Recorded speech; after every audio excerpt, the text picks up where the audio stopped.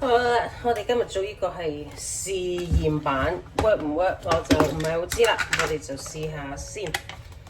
咁就要有呢個嘅 yogurt 啦，用落大約2羹度啦。OK， 跟住咧就再落呢個叫做 cottage cheese 係茅屋芝士，都係落。OK， 跟住咧就落少少嘅糖，就可以唔需要太多，因為我哋會落嗰個朱古力粉。好，朱古力粉咧就落，我就將佢先。朱古力粉咁都唔使太多，因為啲dark chocolate驚佢唔知會唔會苦得滯。抽翻落呢個先。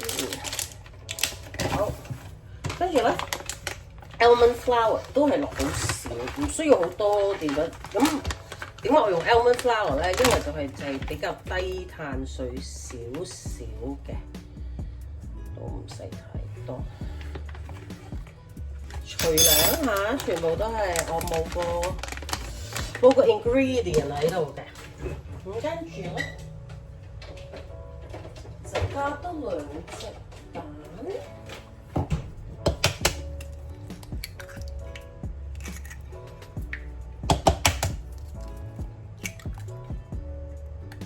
OK， 跟住咧我就有個 blender， 因為我揾唔到個攪拌器，咁我哋就用住呢個 blender blend 咗佢先。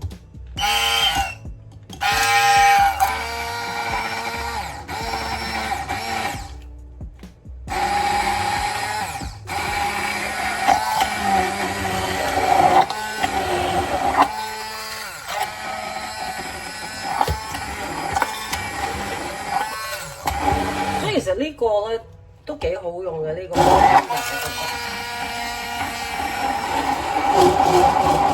因為好嘈啊，我哋搞完再翻嚟嚇。好啦，跟住咧就將呢個倒落去。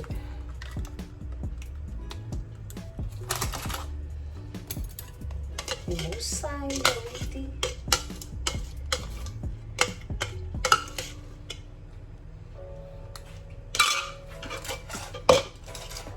好啦，咁我哋係可以放幾粒果仁喺個面，又搞下少少花生，將呢啲擺上去。好啦，咁我哋就而家擺入個氣炸鍋嗰度，咁轉頭出爐再翻嚟，偷睇下先。OK 喎。好啦，出咗爐啦，我俾佢整爛咗少少。好，我哋試下味先。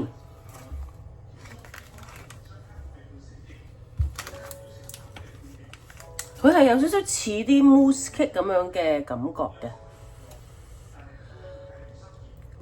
味道係 OK 㗎，但係我覺得應該會擺落雪櫃凍咗食會好食啲。好，咁希望呢條片你哋鍾意，下條片見，拜拜。